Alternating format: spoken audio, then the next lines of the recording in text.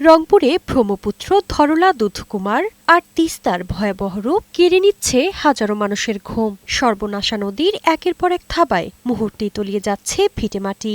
চোখের সামনে বিলীন হচ্ছে জীবদ্দশার সব সঞ্চয়। ভয়াবহ ভাঙনে মাত্র ৩০ দিনেই নদীগর্ভে বিলীন হয়ে গেছে ৪ শতাধিক বসতবাড়ি। মাথা গোঁজার শেষ আশ্রয়টুকু হারিয়ে এখন দিশেহারা নদীপাড়ের মানুষ।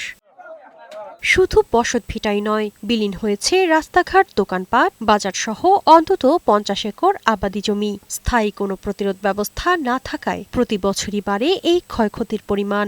মাঝে মধ্যে জিও ব্যাগ দেয়া হলেও এর কোনো সুফল পাচ্ছেন না নদীপাড়ের বাসিন্দারা। ঘরের জিনিসপাতি নিয়ে যেতে পারিত না বাবা, যে আজকে রাত্রিরে যে থাকবো আর কোনো ইতুপাত নাই। খাবার দাবার নাই, বাড়ি করবো তার জায়গা নাই।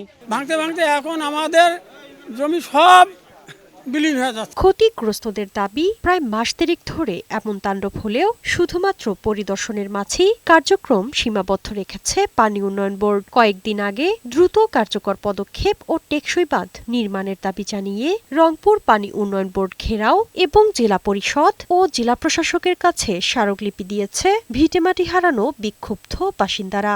এলাকার লোকজনের বাড়িঘর সব ভেঙে যাচ্ছে, সেইটাতে তাদের কোনো রকম দৃষ্টি নাই।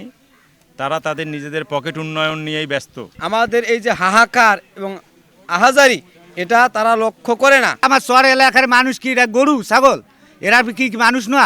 ক্ষতিগ্রস্ত রাস্তা দ্রুত চলাচলের উপযোগী করতে দুর্যোগ ব্যবস্থাপনা মন্ত্রণালয়ের সাথে যোগাযোগ করা হয়েছে বলে জানালেন জেলা প্রশাসক। ইতোমধ্যেই আমাকে এলাকাবাসীর পক্ষে একটা স্মারকলিপি প্রদান করা হয়েছে, আমি সেটা রিসিভ করেছি।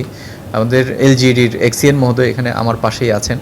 আমি ওনাকেও রিকোয়েস্ট করেছি আমাদের যে আইডিভুক্ত রাস্তাগুলি আছে এগুলো দ্রুত যাতে মেরামত করা হয়। এদিকে নতুন করে বিভিন্ন এলাকায় ভাঙন দেখা দিলে সেখানে প্রতিরোধে জিও ব্যাগ ফেলা হচ্ছে বলে জানান পানি উন্নয়ন বোর্ডের নির্বাহী প্রকৌশলী। এই বিষয়গুলো ঊর্ধ্বতন কর্তৃপক্ষকে আমি রিপোর্ট দিয়েছি, সেটা আমরা বুঝি এবং আমরা ওই 2 পয়েন্টের জন্য কাজের পারমিশন পেয়েছি। আমাদের প্রক্রিয়া শুরু হয়ে গেছে, খুব দ্রুততম সময়ে ওখানে কি অবস্থা ডাম্পিং হবে।